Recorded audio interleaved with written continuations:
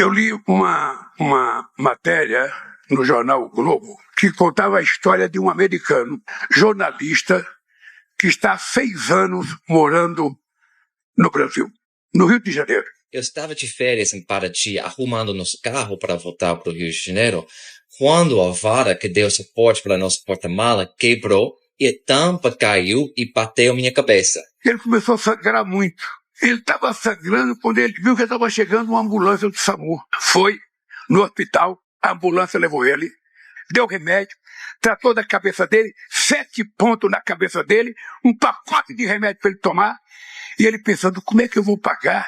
Se fosse nos Estados Unidos, uma ambulância ia me cobrar quase $10.000, como é que eu vou pagar? Quando ele perguntou para a moça quanto é, a moça falou, é de graça.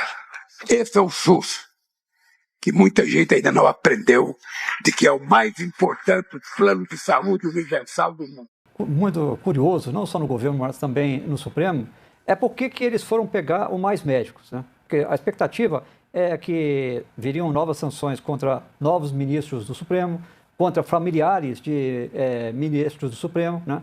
O próprio Eduardo Bolsonaro deu entrevista falando, olha, vem aí sanção pode vir contra Gilmar Mendes, contra Davi Alcolumbre, citou claramente os dois, vem aí sanção contra a esposa de Alexandre de Moraes, e, no entanto, o que veio foi relacionado a um programa que nem mais existe no Brasil, como vocês destacaram, está superado totalmente lá no passado, não tem nada a ver. E por que eles foram desenterrar isso? A avaliação é a seguinte, eles queriam mandar um sinal para o Brasil de que vão continuar aplicando sanções, mas querem sentir se o que eles estão fazendo pode ter alguma repercussão no Brasil. Não vai ter, né? Claramente não vai ter.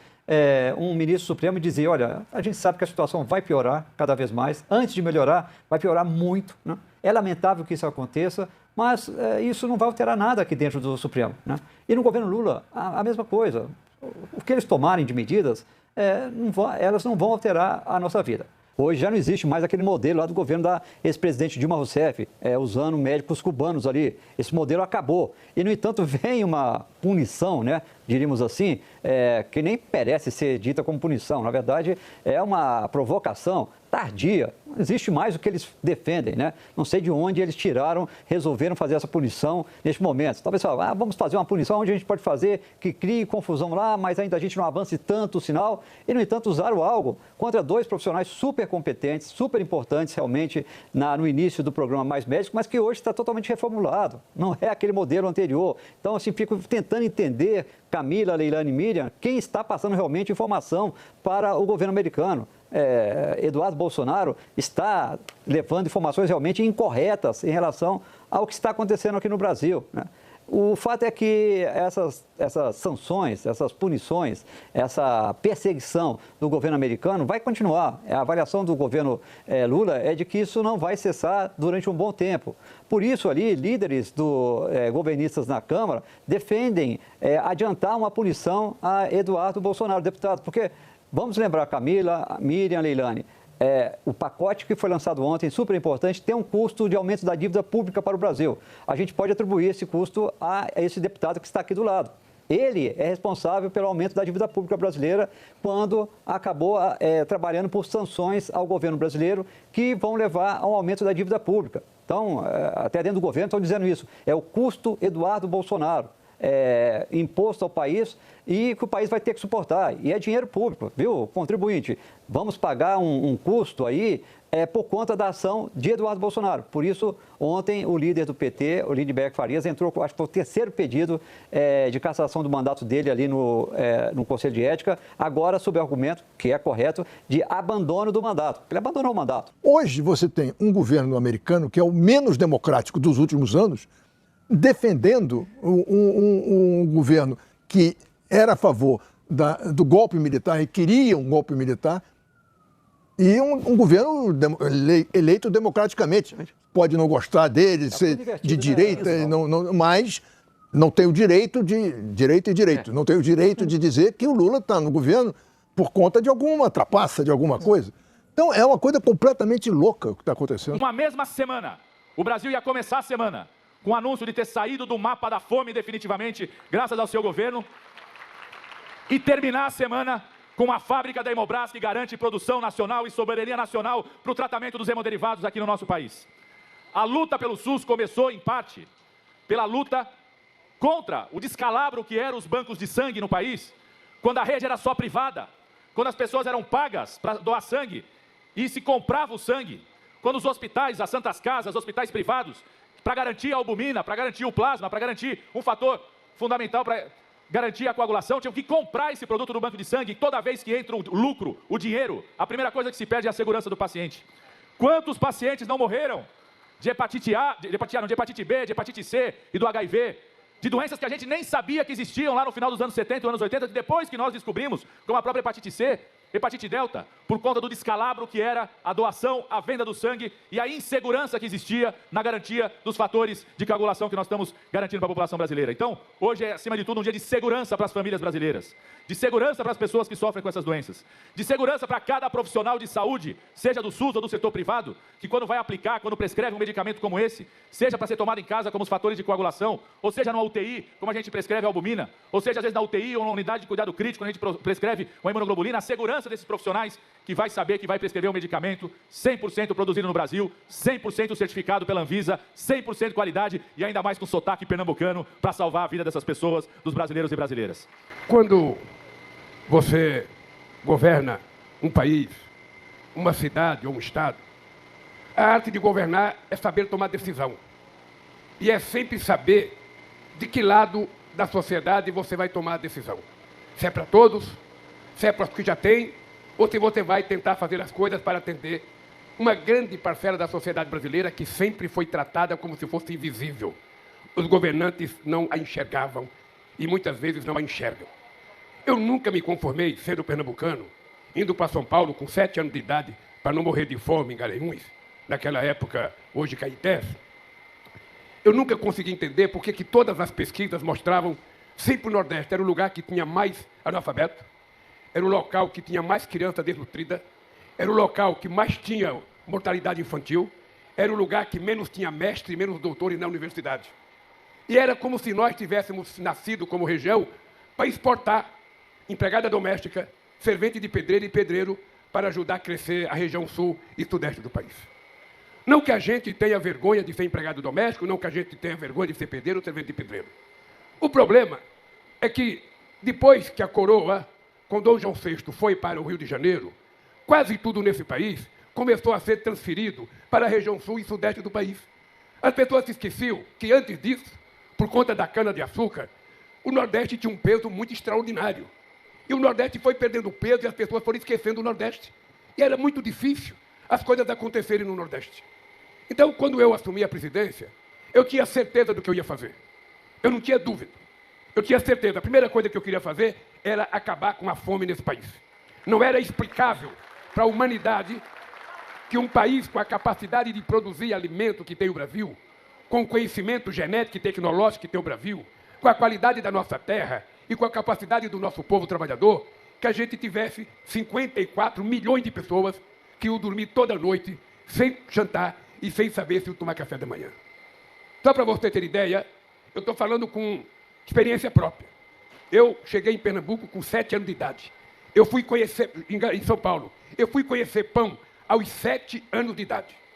Até então, o café de pobre aqui em Pernambuco era farinha. Um café com farinha quando tinha café. Pão era coisa de luxo.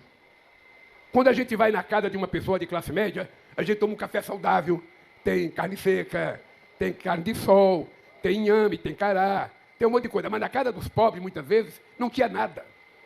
E eu jamais entendia ser justo acontecer isso com o povo nordestino. Muitas vezes eu me perguntava, será que Deus esqueceu o Nordeste?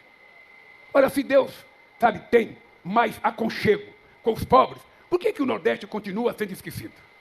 E é por isso que eu tenho muito orgulho de ter ajudado o meu Nordeste a deixar de ser o símbolo do atraso. Hoje você pega um estado como o Ceará, ele é símbolo da melhor educação do nosso país. Quando você vai ver quem é que passa no teste para fazer um curso no Instituto de Engenharia da Aeronáutica, no ITA, Humberto, 50% dos alunos são cearenses. É por isso que nós levamos o ITA para o Ceará, que era quase que para dar um presente a um estado tão pobre quanto os outros, que teve governadores que investiram na educação. Então, eu resolvi fazer institutos federais, para que a gente pudesse formar a nossa juventude. eu resolvi, e eu não falo isso com orgulho não, é até vergonha para um torneiro mecânico ser obrigado a dizer que eu sou o presidente que mais fiz universidade na história desse país. É uma vergonha, porque esse país teve tantos doutores, tantos reitores, tantos advogados, tantos empresários, tantos cientistas políticos, tanta gente, sabe, na presidência da República. E por que essa gente não cuidou da educação do nosso país, sabendo que não existe possibilidade da gente ser um país desenvolvido se a gente não investir na educação? Não tem exemplo na história da humanidade de algum país que se transformou num país desenvolvido sem que antes tivesse feito um investimento naquilo que é o básico, a educação. Se a gente não tem educação, se a gente não tem mão de obra qualificada, a gente não tem sequer competitividade a nível internacional. E tanta gente sabida governou esse país.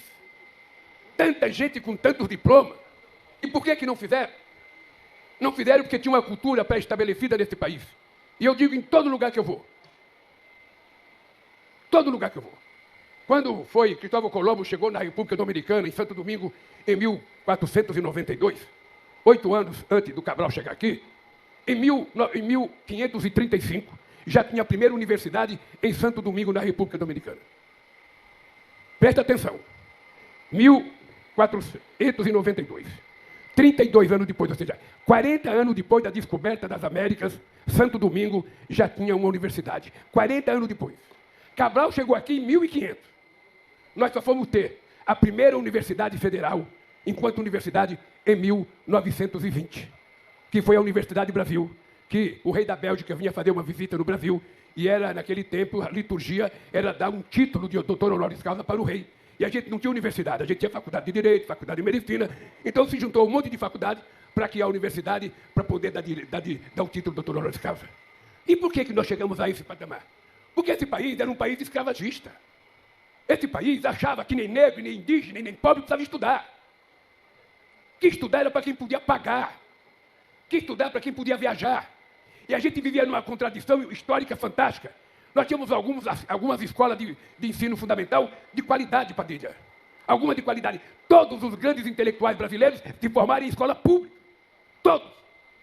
Agora, o pobre não pode frequentar uma escola de qualidade. Porque na hora que for universalidade do ensino no país, ele cai de qualidade, é preciso colocar mais dinheiro. É preciso colocar mais dinheiro. E nós temos que colocar na cabeça que investir na educação é investir em saúde, é investir em qualidade. E mais do que isso, investir em educação não pode ser tratado no orçamento como se fosse gasto. Tem que ser tratado como investimento de qualidade, porque a educação é a base do nosso desenvolvimento. E por isso nós começamos a fazer universidade. E por isso nós começamos a fazer extensões. Nós saímos de 3,5 milhões de estudantes que tinha no Brasil para 9 milhões de estudantes. E ainda é pouco se a gente for medir com a Argentina e com o Chile. Porque nós ficamos muito tempo atrasados. Nós agora estamos fazendo 3 coisas. Fizemos um convênio com todos os prefeitos do Brasil para todo mundo ter um compromisso de até 2030 a gente ter todas as crianças alfabetizadas até 2 anos de escola, até o 2º ano. Porque se a gente não alfabetizar a criança, possivelmente ele perca o tempo dele no ensino fundamental. A outra coisa que nós estamos fazendo é criar escola de tempo integral, porque as crianças têm que aprender mais do que o básico. Às vezes até aprender muito mais e também por uma questão de conforto para a mãe e segurança para o pai e segurança para as crianças.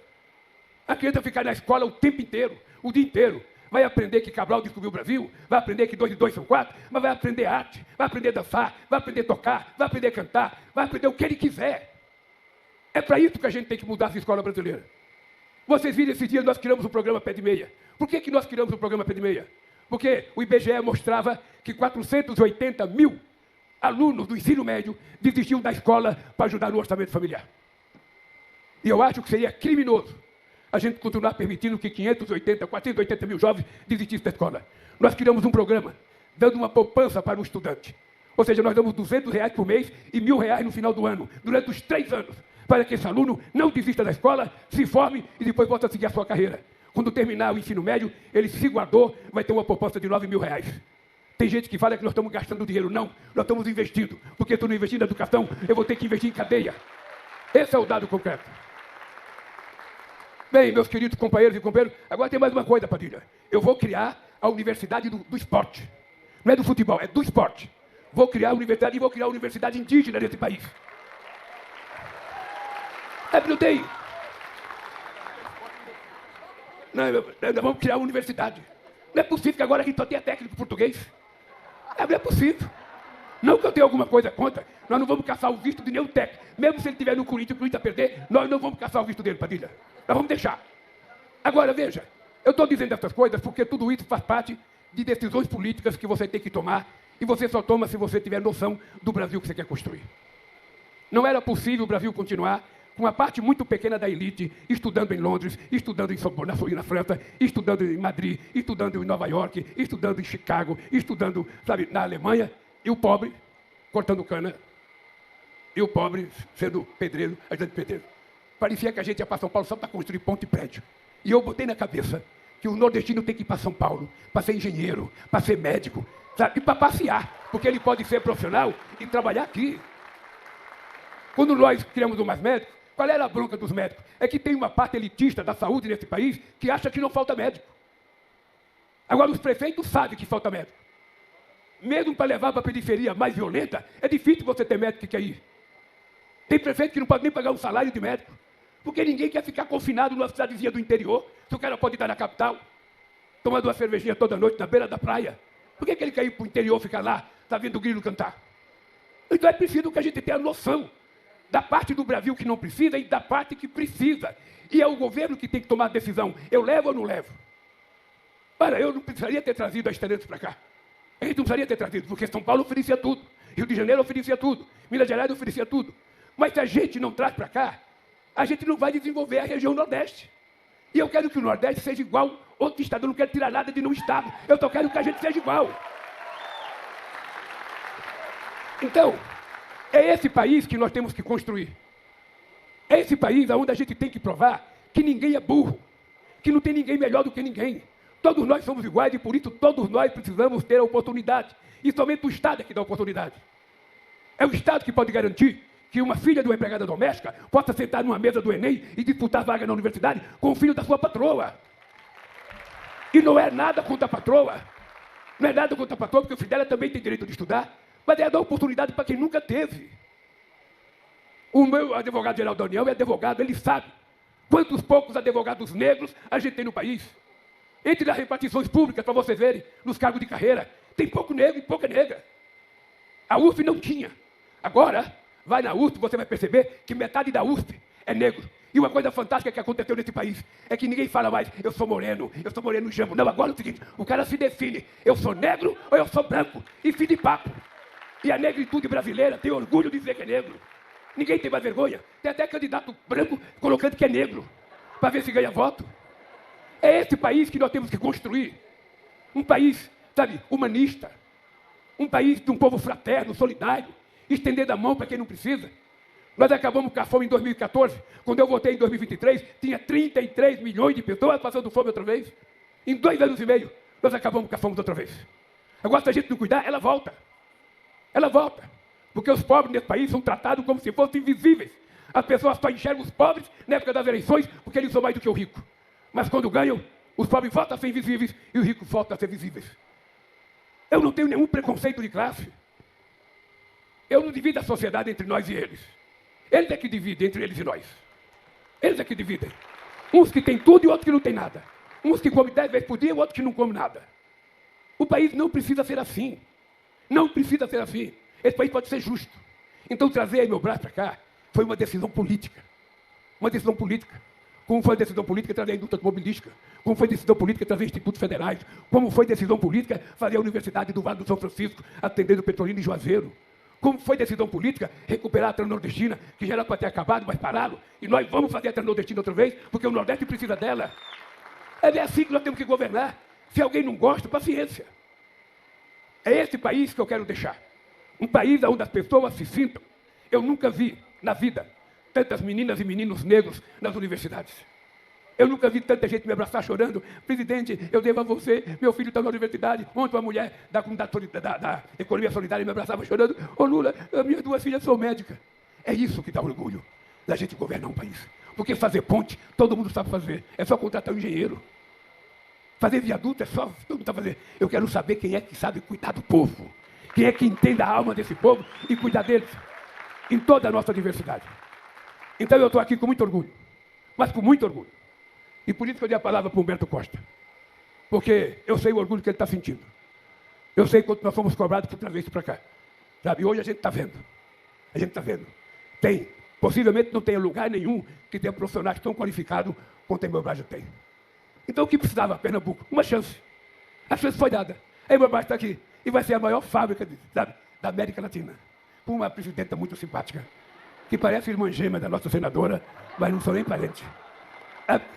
Bem, a outra coisa é o seguinte. A outra coisa que eu queria dizer para vocês, um país soberano, ele tem que cuidar de duas coisas. Três coisas, da educação, garantir alimento para todo mundo, porque a segurança alimentar é uma coisa primordial, e ao mesmo tempo a gente garantir a questão da saúde. Isso aqui chama-se, sabe, soberania nacional. O Trump, o presidente americano, fez uma insensatez com o Brasil. Porque nós somos parceiros americanos há 201 anos, nossa relação diplomática é muito antiga. Não é de hoje, são 201 anos de relação diplomática. Só para você ter ideia, quando ele avisou, numa carta que ele não mandou para mim, ele publicou no portal dele, ele disse que era preciso aumentar a taxa porque os Estados Unidos tinham déficit. Ou seja, a gente lucrava com o nosso comércio. Eles ganhavam menos e nós ganhávamos mais, o que é uma mentira. No comércio Brasil-Estados Unidos, o ano passado, foi 87 bilhões de dólares, dos quais eles venderam 47 bilhões e nós vendemos 40. Então eles tiveram um superávit de 7 bilhões. Se vocês pegarem a questão do armazenamento de informações das empresas de dados, o Brasil gastou ano passado 23 bilhões com empresas americanas. E se você pegar nos últimos 15 anos, os americanos tiveram um superávit de 410 bilhões em relação ao Brasil. Então não tem explicação. A segunda coisa que ele disse é que nós estamos perseguindo o ex-presidente. Que aqui no Brasil não tem direitos humanos, nós estamos perseguindo o ex-presidente, tão bonzinho que ele era. Então, eu acho que, na verdade, veja, é importante ficar claro, não tem nenhuma acusação de nenhum opositor ao ex-presidente. Ele está sendo julgado pelas mazelas que ele fez, pela tentativa de golpe, pela preparação do assassinato ao presidente Lula, ao vice Alckmin, ao Alexandre de Moraes, pela tentativa de colocar um carro-bomba no aeroporto para explodir um caminhão com bomba, invadiu a Polícia Federal no dia que eu fui diplomado, dia 12 de dezembro. Ou seja, ele não pode esquecer, ele está sendo julgado porque os comparsas dele delataram ele. Delataram. Ele precisa parar de resmungar. Mandou o filho para os Estados Unidos. Mandou o filho, que é deputado federal, vocês têm que pedir a cassação dele. Porque ele está traindo o país. Ele está, sabe? Essa é a verdadeira traição da pátria. Ele foi para lá instigar os americanos contra nós. Então, não dá para a gente ficar quieto. Então, nós também não aceitamos, sabe, dizer que no Brasil não tem direitos humanos por causa dele. Hoje ele deveria ser julgado num tribunal internacional pela quantidade de mortes da Covid aqui, que ele tem responsabilidade. Pelo menos 300 mil mortes é da irresponsabilidade dele. De receitar remédio que não prestava para nada. De dizer que quem tomava vacina virava gay, quem tomava vacina virava jacaré. Ele certamente tomou vacina para virar aquela coisa ruim que ele virou. Se ele tivesse tomado vacina, ele não tinha ficado assim. Se a mãe dele tivesse dado vacina nele, ele certamente teria um coração tão bom quanto o meu. E a última coisa que ele falou é que nós não podemos regular as empresas, as plataformas digitais deles. Nós não podemos regular. Ele não vai aceitar que a gente regule. Nós estamos fazendo um projeto de regulação. Ontem terminamos o projeto. Vamos mandar, porque aqui no Brasil tem lei. E aqui no Brasil a lei vale para nós e vale para empresas estrangeiras que estão aqui dentro. E nós não vamos permitir a loucura que se faz contra criança e adolescente. A pedofilia, a estimulação ao ódio, a quantidade de inverdades e mentiras que é colocada, correr em risco a democracia e o Estado de Direito. Nós não vamos deixar, por isso nós vamos regular.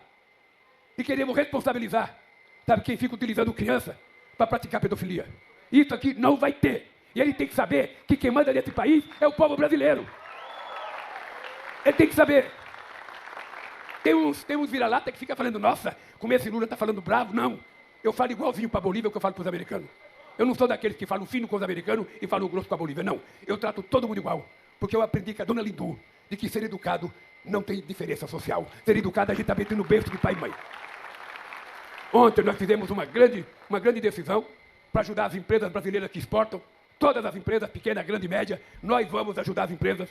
Nós não vamos deixar nossas empresas morrerem à míngua. E também nós não vamos ficar chorando que ele parou de comprar, não. Nós vamos tentar vender para a China, para a Índia, para a Rússia, para a Alemanha, para qualquer lugar.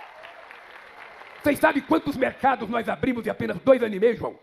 Quantos mercados para os produtos brasileiros nós abrimos? 400 mercados completou ontem. Ontem nós começamos a vender carne e miúdos para as Filipinas, que não compravam nada de nós. Então minha mãe dizia para mim assim, às vezes a gente não tinha comida para comer no domingo. Minha mãe dizia, hoje não tem, mas amanhã vai ter. E eu quero dizer para os brasileiros, se os Estados Unidos não quiser comprar, não tem importância, eu não vou ficar chorando, não vou ficar rastejando, eu vou procurar outros países para vender os produtos que eu vendo para ele e vamos seguir em frente. Eu aprendi a andar de cabeça erguida. E quem aprende a andar de cabeça erguida, se baixar a cabeça, eles colocam uma cangaia. E se deixar colocar a cangaia, não levanta mais. Eu aprendi a andar de cabeça erguida. E eu quero que esse país seja respeitado. Qualquer nordestino é tão importante quanto qualquer americano. Se eu respeito o povo americano, ele tem que respeitar o povo brasileiro. Então é essa coisa que está em jogo, na verdade. E nós ainda queremos negociar. Nós queremos negociar. Eu tenho o Alckmin, que é o meu vice-presidente. Eu tenho o Haddad, que é meu ministro da Fazenda. Eu tenho o Fávaro, que é meu ministro da Agricultura. Eu tenho o Mauro Vieira, que é o ministro das Relações Exteriores. Todo mundo preparado para negociar. A hora que quiser negociar, nós sentamos numa mesa.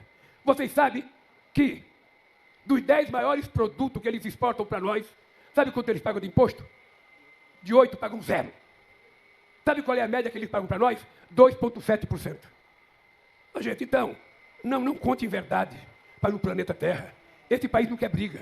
Nós não queremos briga com a Bolívia, com o Uruguai, com o Paraguai, com os Estados Unidos, não queremos briga com ninguém. Nós somos da paz. Mas não mexa com nós, porque nós temos sangue pernambucano e nós não somos.